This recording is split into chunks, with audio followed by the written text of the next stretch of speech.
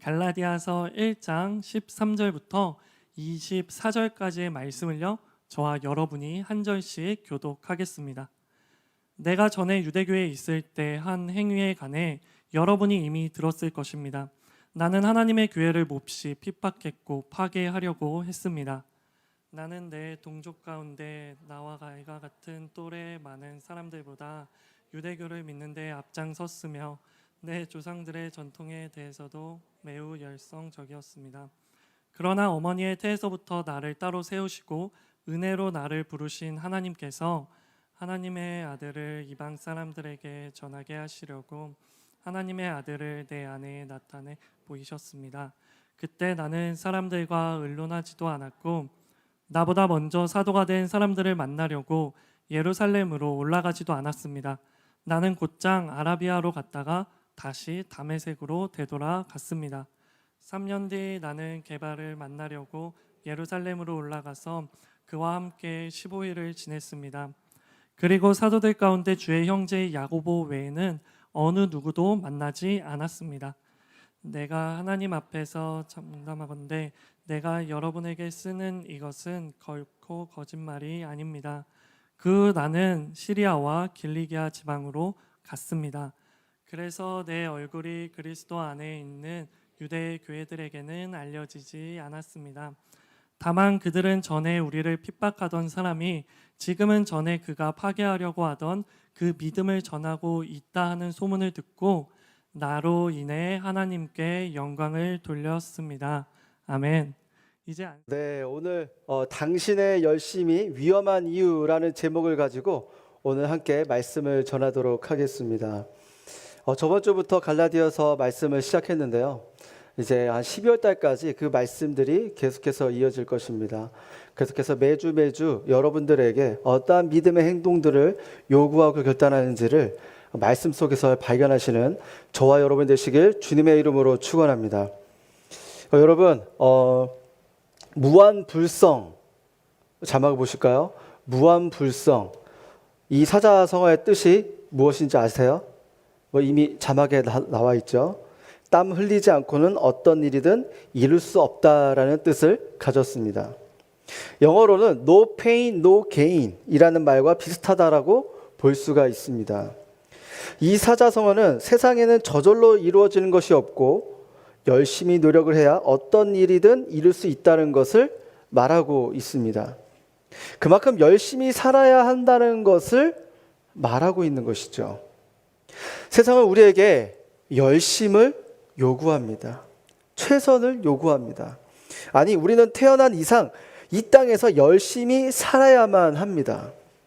좋은 대학에 가야 하고 좋은 직장에 가야 하며 좋은 사람을 만나 결혼하며 또 아이를 낳아야 합니다. 박봉에도 적금과 저축도 해야 하고 집과 차도 소유하고 있는 사람들을 보면 우리는 열심히 살았다라고 그렇게 이야기를 하곤 합니다. 그런데 이러한 삶의 매뉴얼은 과연 누가 정했을까요? 이렇게 열심히 살지 않으면 실패한 인생이고, 이러한 열심으로 살았는데 그러한 결과를 얻지 못하면 우리는 누구를 원망하며 살아야 하는 것일까요? 세상이 말하는 열심은 위와 같습니다. 이렇게 세상의 열심의 끝은 결과로 말을 합니다. 결과로 평가를 합니다. 그 결과가 그 기준에 맞냐 안 맞냐에 따라 우리의 열심을 평가하는 잣대가 됩니다. 그런데 성경에서도 열심에 대해 다루고 있는데요. 오늘 본문 안에 등장하는 한 사람을 통해 어떤 열심이 있는지, 어떻게 열심을 해야 되는지를 오늘 말씀을 통해서 함께 살펴보도록 하겠습니다. 우리 13절에서 14절 말씀 함께 읽어보도록 하겠습니다. 시작. 내가 전에 유대교에 있을 때 한 행위에 관해 여러분이 이미 들었을 것입니다. 나는 하나님의 교회를 몹시 핍박했고 파괴하려고 했습니다. 나는 내 동족 가운데 나와 나이가 같은 또래 많은 사람들보다 유대교를 믿는 데 앞장섰으며 내 조상들의 전통에 대해서도 매우 열성적이었습니다. 오늘 본문에서 사도 바울이 자신의 유대교에 있었을 때 과거의 모습을 회상하며 운을 뗍니다. 그가 이전에 하나님의 교회를 몹시 핍박했고 파괴했다고 실토하고 있습니다. 그리고 조상들의 전통에 대해서도 자신의 또래 그 어느 누구보다도 매우 열심을 냈던 사람이라고 스스로를 이야기하고 있습니다. 종교적인 열심과 생활 방식에 대한 바울의 헌신은 흠이 없을 정도로 그렇게 열심이었던 사람이었습니다. 그가 열심을 내는 사람이 될 수 있었던 것은 환경적인 요인이 있었어요. 그는 자라면서 유대 집안에서 태어나 유대교 종교의 신앙과 문화를 배우고 자랐습니다. 가정교육과 학교교육을 통해서 그는 보고 배운 것이 조상들의 전통이었습니다. 우리 모두는 각자 자신의 부모님의 모습을 보고 성장하면서 부모님의 가치관과 태도, 또 생활 방식이 우리 안에 자연스럽게 녹아있는 것을 알 수가 있습니다. 마찬가지로 바울은 전통적이고 율법적인 환경 속에서 당연하게 그렇게 살아왔습니다. 실제로 그는 그것이 맞다고 착각하며 살아왔죠. 그는 자기의 이성과 지성의 틀 안에서만 예수님을 판단했기 때문에 그렇게 핍박하며 죽이는 잘못된 열심이 바울 안에 있었습니다. 조상들의 전통은 아무리 경건하고 올바르게 보일지라도 결국 인간이 규정한 것에 불과합니다. 바울의 인간 사회에서의 의롭다고 인정되는 일이라면 하나님의 입장에서도 과연 그것이 올바른지 따져보지 않고 무조건적인 열심을 냈던 사람입니다. 바울이 하나님을 가장 잘 믿는다고 자부했지만 실제로 그는 인간이 만든 계명을 열심을 다해서 믿고 있었던 사람입니다. 그러면 조상의 전통은 무엇일까요? 바로 율법주의입니다. 우리가 신앙생활을 하는 데 있어서 경계해야 할 것은 율법주의를 분별하여 철저히 버리는 것입니다. 왜냐하면 율법주의는 복음의 모조품으로서 복음의 가장 큰 대적이기 때문입니다. 율법주의는 사실 십자가의 복음에서 우리를 떨어뜨리기 위한 사탄의 계략인 것입니다. 그리고 율법주의의 신앙에 빠지게 되면 우리는 하나님의 은혜에서 멀어지게 되고 그리스도의 십자가는 우리와 상관없게 되는 것입니다.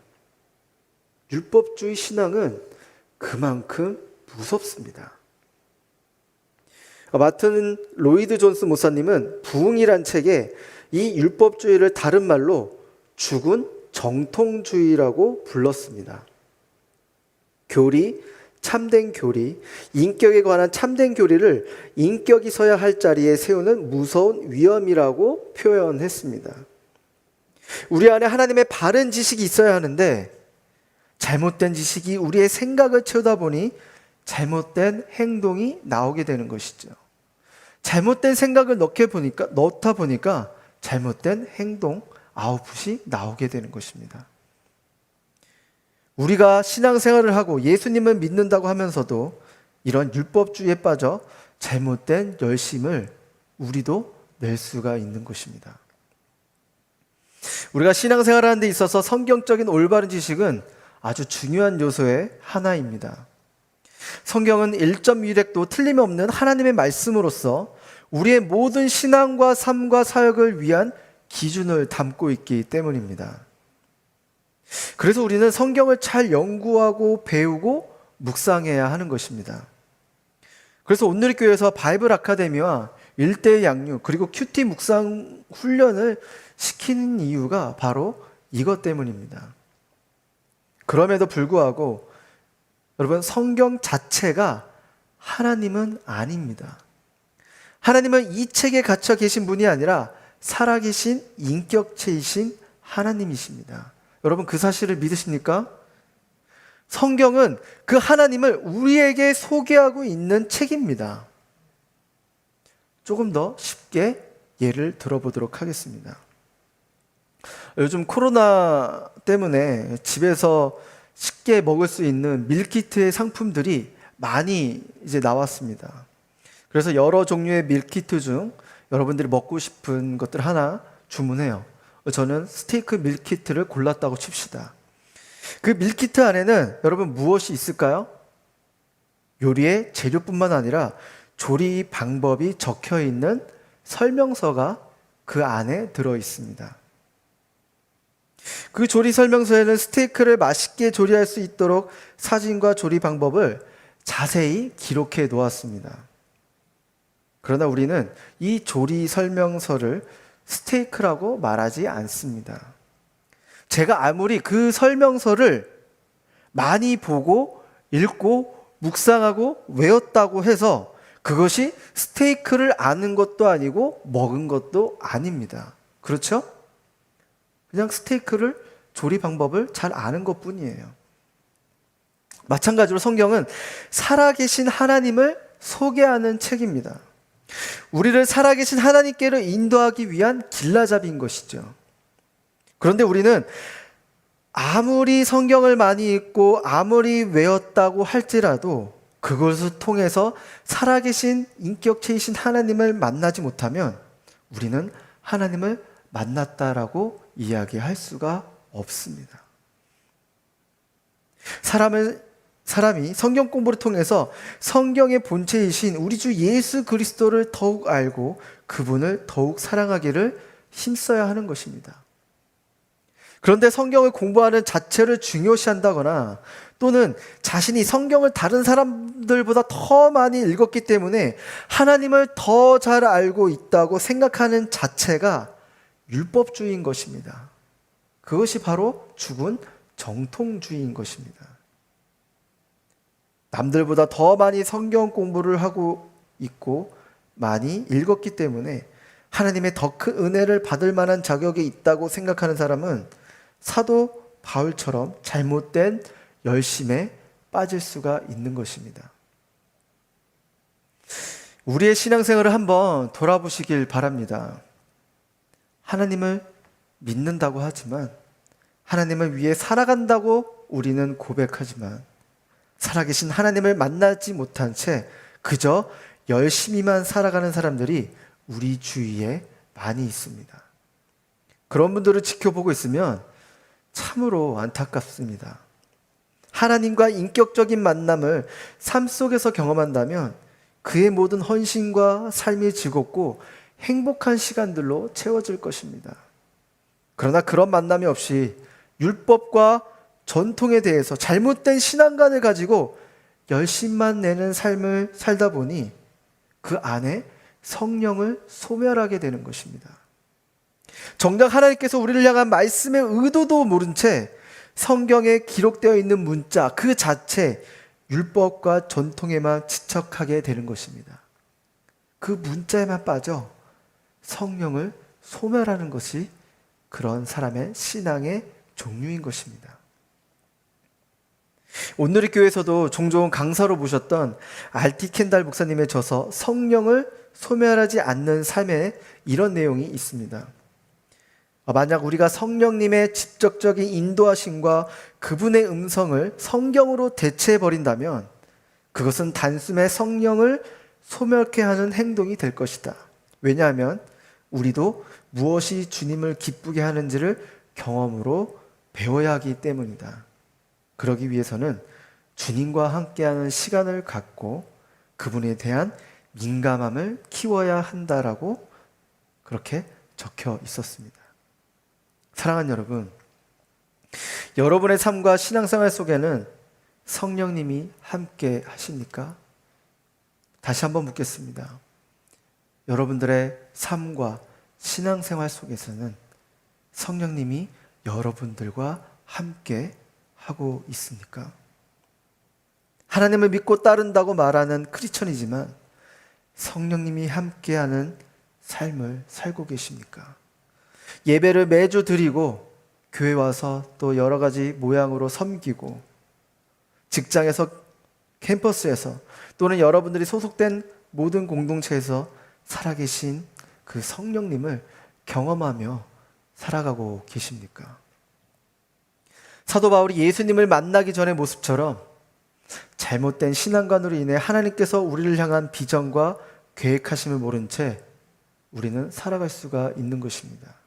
그것이 하나님이 기뻐하신 일이라고 착각한 채 그저 잘못된 자기 열심으로만 신앙생활을 하고 있는 사람이 많습니다. 이러한 삶에는 사람을 살리고 영혼을 살리는 삶이 아니라 정죄하고 비판하며 사람을 죽이는 삶인 것입니다. 성령을 소멸하는 삶인 것입니다. 그저 종교적인 열심만 남아있는 삶인 것입니다. 공동체 안에는 덕을 세우기보다는 자기 열심, 자기 의를 세우는 신앙인이 되는 것입니다. 여러분, 이제는 우리의 매일의 삶 속에서 성령님과 함께 살아가기를 주님의 이름으로 축원합니다. 우리 안에 성령님이 함께 하시면 여러분 능력이 나타납니다. 이 능력은 사랑하는 능력이 생기고요, 용서하는 능력이 생기고요, 이해하는 능력이 생기고 긍휼을 베푸는 능력이 생깁니다. 여러분, 이러한 삶을 추구하길 바랍니다. 그저 이 땅이 없어질 것을 추구하는 것이 아니라 성령님과 함께 하는 삶을 추구하며 그러한 능력들이 우리 삶 가운데, 우리의 삶의 모든 지나간 곳에 성령의 열매가 맺기를 주님의 이름으로 축원합니다. 우리 15절에서 17절 말씀 우리 다 같이 읽어보도록 하겠습니다. 시작. 그러나 어머니의 태에서부터 나를 따로 세우시고 은혜로 나를 부르신 하나님께서 하나님의 아들을 이방 사람들에게 전하게 하시려고 하나님의 아들을 내 안에 나타내 보이셨습니다. 그때 나는 사람들과 의논하지도 않았고 나보다 먼저 사도가 된 사람들을 만나려고 예루살렘으로 올라가지도 않았습니다. 나는 곧장 아라비아로 갔다가 다시 다메섹으로 되돌아갔습니다. 이 구절들을 보시면 앞에 구절과 대비되는 내용들을 우리가 발견할 수가 있는데요. 13절에서 14절은 바울의 열심을 볼 수 있었다면 이 15절에서 17절 말씀은 하나님께서 바울을 향한 열심을 발견할 수가 있습니다. 바울이 어머니의 태에서부터 나를 따로 세우시고 은혜로 나를 부르셨다라고 그렇게 고백하고 있어요. 여러분 한번 곰곰이 생각해 보시길 바랍니다. 사도 바울이 모태에서부터 따로 세움을 받았고 은혜로 하나님의 콜링이 있었다는 것은 두 가지를 의미하고 있습니다. 첫 번째, 출생 이전의 부르심에는 순전히 하나님의 은혜가 있음을 알 수 있습니다. 하나님의 은혜는 사람이 계산할 수 있는 시간 이전의 일입니다. 사도 바울은 인생의 한 과정을 겪고 나서야 비로소 하나님의 은혜의 시간을 계산할 수가 있었습니다. 이렇게 하나님의 은혜는 뒤늦게 인식될 때도 있습니다. 우리 인생에서 어떠한 문제나 사건이 닥쳤을 때 그때는 어떠한 의미나 해석이 되지 않지만 나중에 시간이 흘러서야 이것이 나에게 은혜가 되는 시간, 나를 성숙시켜주는 기간이었구나라는 것을 깨닫는 것처럼 말이죠. 여러분 요즘 큐티 말씀 보면 어디예요? 욥기. 욥기 묵상 중에 욥은 어땠어요? 아주 고난 중에 있습니다. 남들이 겪지 못할 그런 아주 고난 오브 고난 가운데 있습니다. 그의 친구들의 말은 위로는 주기는커녕 그냥 위로 아예 저주의 말을 퍼붓습니다. 그러나 그가 나중에는 이 모든 고난과 환난의 터널을 통과하고 나서는 그가 나를 단련하신 후에는 내가 정금같이 나오리라 라고 고백했던 것처럼 은혜를 깨닫는 시점은 보통 그 고통의 끝에 찾아오게 됩니다. 두 번째, 출생 이전의 부르심에는 사람이 관여하거나 간섭할 수 있는 일이 아니라는 것을 말하고 있습니다. 즉 불가항력적이라는 것을 말하고 있는 것이죠. 어머니의 태에서부터 바울을 따로 세웠으니 바울 입장에서는 그 콜링에 영향을 미칠 만한 선행, 자격, 조건, 능력이 전혀 없다는 뜻입니다. 여러분의 성별, 국적, 인종, 부모 등 이런 것들은 여러분들이 스스로 선택해서 태어나지 않았습니다. 전적인 하나님의 영역에서 여러분들을 모태에서 따로 불러 세우셨습니다. 하나님의 열심이 여러분들을 지금 이 자리까지 불러 세우셨습니다. 하나님은 하나님이 택하신 자녀를 결코 포기하지 않으십니다. 그걸 어떻게 알 수 있을까요? 이미 십자가에서 보여주신 사랑, 하나님의 열심을 보여주고 있습니다. 하나님은 하나님의 독생자 예수 그리스도를 갈보리 십자가에 못 박아 죽이기까지 우리를 사랑하셨습니다. 그 지독한 열심이 우리를 죄에서 구원시키고 사망의 권세에서 우리를 영원한 생명의 길로 인도하셨습니다. 여러분, 바울의 열심보다 하나님의 사랑과 열심이 더 컸기 때문에 그는 하나님의 기쁘신 자가 될 수가 있었습니다.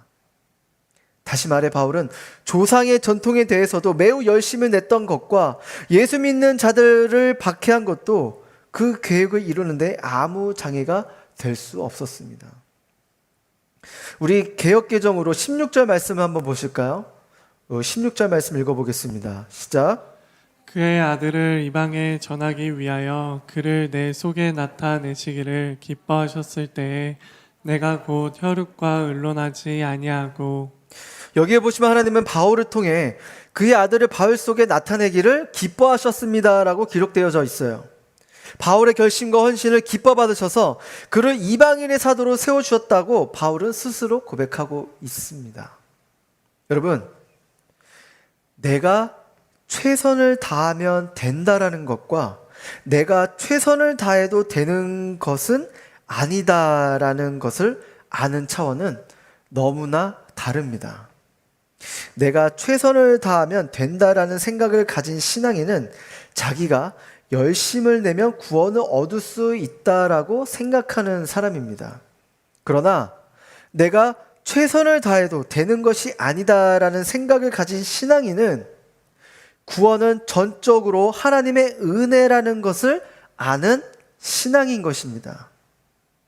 믿음으로 구원을 얻는다고 생각하는 사람과 행위로 구원을 얻는다라고 생각하는 사람 중에 여러분 누가 더 성실하게 살까요? 누가 더 열심으로 최선을 향해 살까요?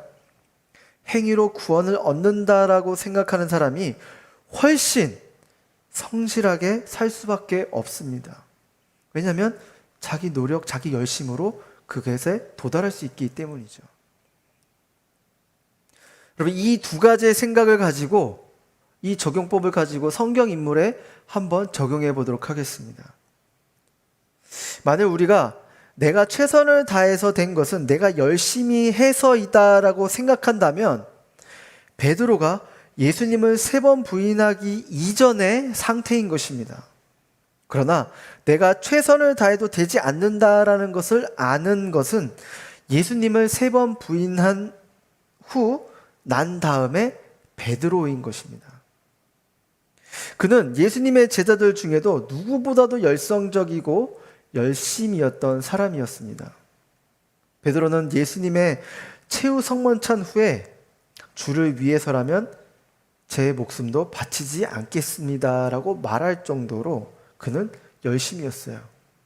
근데 베드로와 같은 이 고백이 그저 예의상 입에 발린 얘기를 했던 것일까요? 아니요.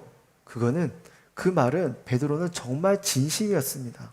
내가 예수님을 위해 목숨을 바칠 수 있습니다라는 그 진심의 마음을 가지고 예수님께 그렇게 이야기를 했어요. 그러나 그 진심의 뿌리는 어디였느냐? 자기 열심이었어요.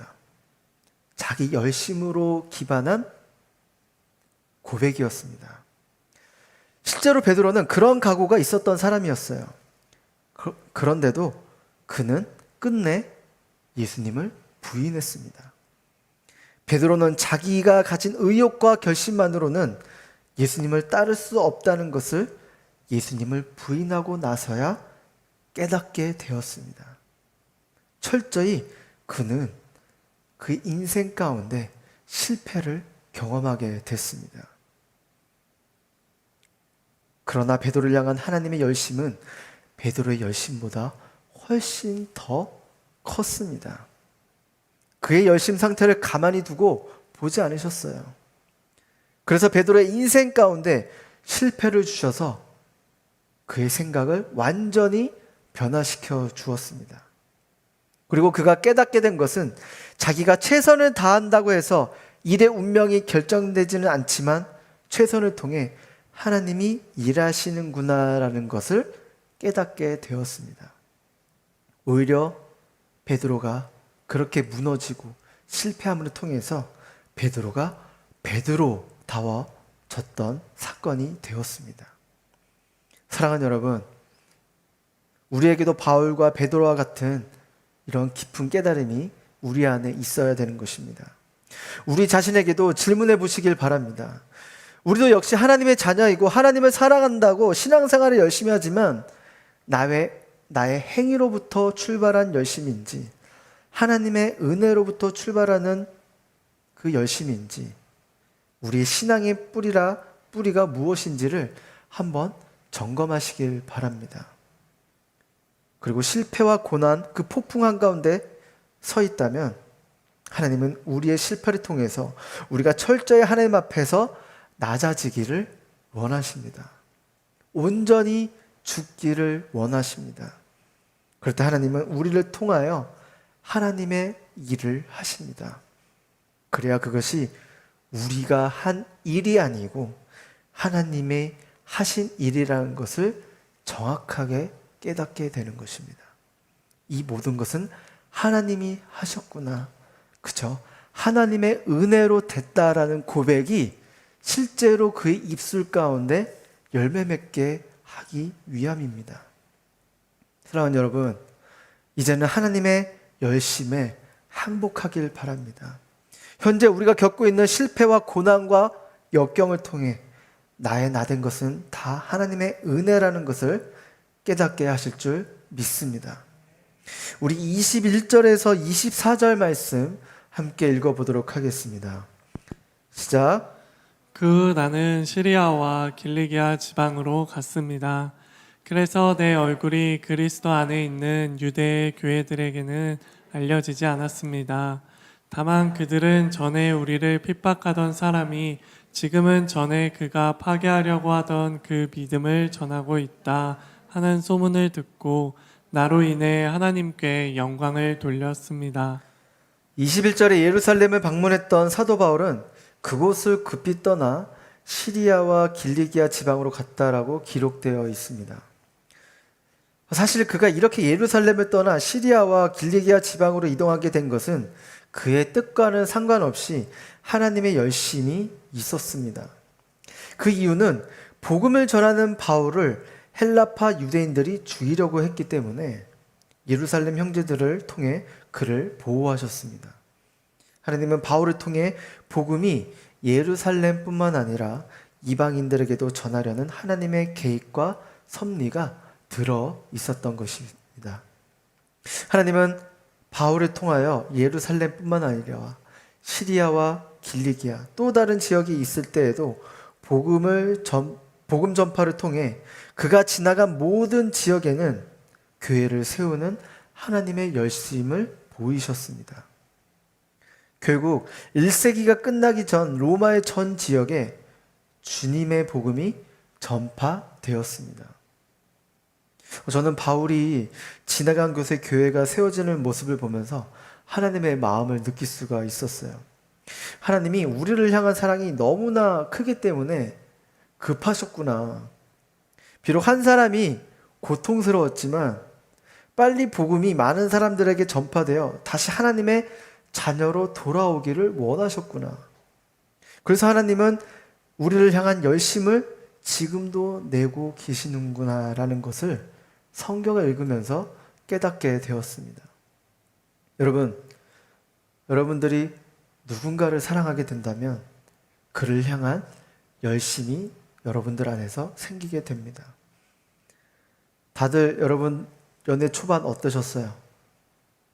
사귀고 있던 분들은 연애 초반 한번 떠올려 보시고요. 못소린 분들은 죄송하네요.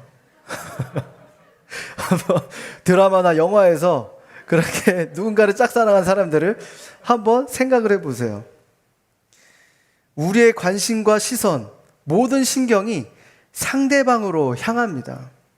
그래서 마치 단거리 선수가 전력을 향해 결승점에 뛰어가는 것처럼 우리가 열심을 다하게 되는 것이죠. 그런데 단거리 선수의 열심은 단거리까지일 뿐인 것입니다. 그가 뛰는 트랙에 100m, 200m, 400m까지 열심을 냅니다. 그러나 하나님은 우리를 향한 열심이 마치 마라톤과 같습니다. 아니, 마라톤을 넘어 태초부터 지금까지 우리를 향해 지금도 열심을 내고 계십니다. 그 열심은 어제나 오늘이나 영원토록 동일하십니다. 여러분, 이 사실을 믿으십니까? 아멘이신가요? 현재 나의 삶 가운데 하나님의 존재에 대한 의구심이 들거나 하나님의 사랑이 의심이 드는 분이 여러분들 안에 계신가요? 지금도 하나님의 사랑이 우리를 향해 열심을 내고 있기 때문에 이전의 나의 모습에서 예수님을 믿는 모습으로 지금 저와 여러분들이 이 자리에 앉아 있는 것입니다. 나의 경험, 나의 능력, 지혜와 고집, 자기 잘난 맛으로 살았던 나의 열심보다 하나님의 열심이 더 컸기 때문에 오늘 나를 하나님의 자녀로 변화시켜 주셨습니다. 예수님을 믿은 지 오래된 분들 한번 생각해 보세요. 5년 전과 10년 전에 여러분들의 모습을 한번 떠올려 보세요. 그때는 지금의 모습이 아니었을 것입니다. 하나님께서 우리를 변화시켜 주셨어요. 그렇다면 이제 예수님을 막 알기 시작한 초신자분들을 한번 생각해 보세요.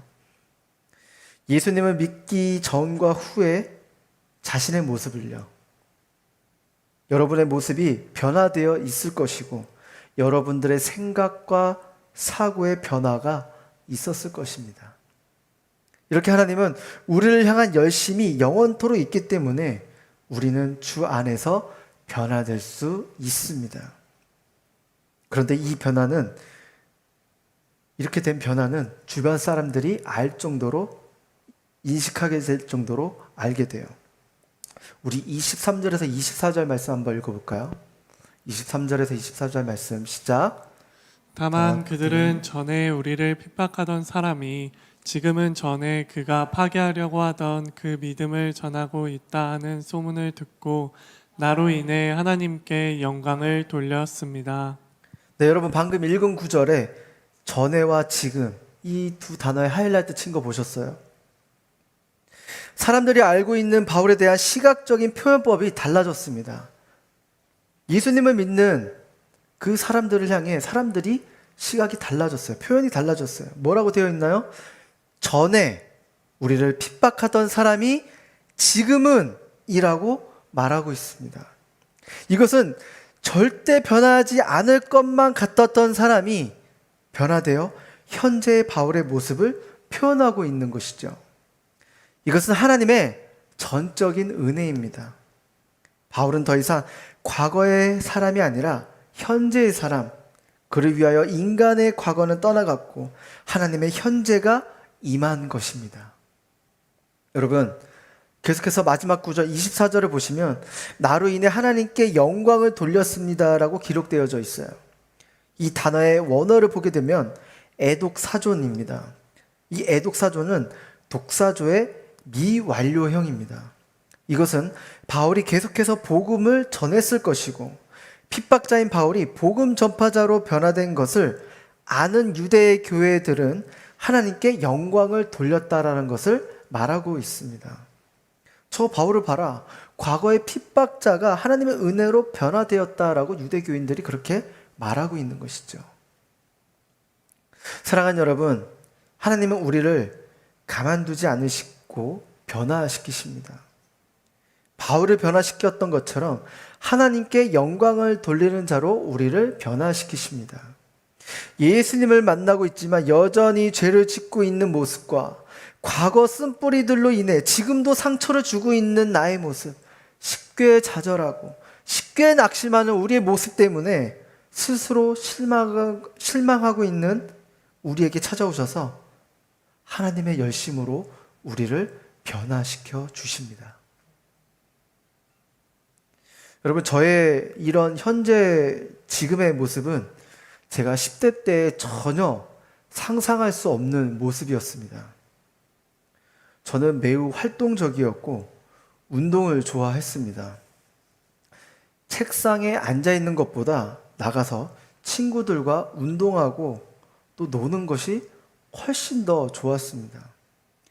책상에 조금이라도 앉아 있는 것이 너무나 싫었고 막 몸에서 답답하고 뭐 좀 쑤시는 것 같았어요. 그 정도로 저는 밖에 나가서 외향적이었어요.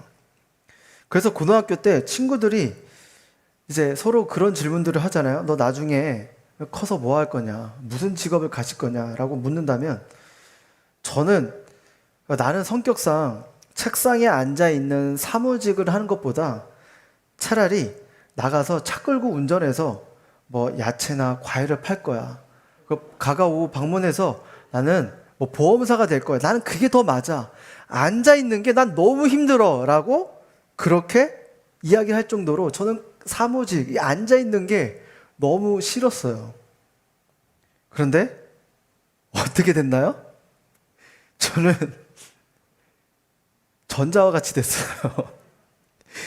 하나님은 저를 향한 계획을 가지시고 저를 목회자로 만드시는 열심을 내셨어요. 먼저 저의 체질을 변화시켜 주셨어요. 제가 책상에 오래 앉아 있는 훈련부터 시키셨어요. 군대 가서 2년 동안 행정병으로 오래 앉아 있는 훈련을 시켰어요. 그리고 군대 제대 후에 어느 단체에 가서 3년 동안 간사라는 것으로 저를 훈련시키셨어요. 여기서 끝난 게 아니에요. 다시 대학생으로 돌아가 4년이라는 그 학생으로 오래 앉아 있는 것을 훈련시키셨어요. 그리고 신대원 입시를 준비하면서 또 2년을 계속 주구장창 공부만 하는 사람으로, 오래 앉아 있는 사람으로 훈련을 시키셨어요. 이렇게 계속된 하나님의 열심이 저의 체질을 변화시키면서 저는 이렇게 사무실에서 일하는 사람이 되었습니다. 설교문을 쓰고 어떠한 사역 기획서를 작성하며 말씀을 전하는 교역자가 되었습니다. 그리고 이 일을 통해 저도 복음 전파자가 되었습니다. 이렇게 과거의 저를 돌아보게 되면 정말 상상할 수 없는 현재의 저의 모습인 것입니다. 사랑하는 여러분, 하나님의 열심은 우리를 끝내 하나님께 영광을 돌리는 자로 변화시키십니다.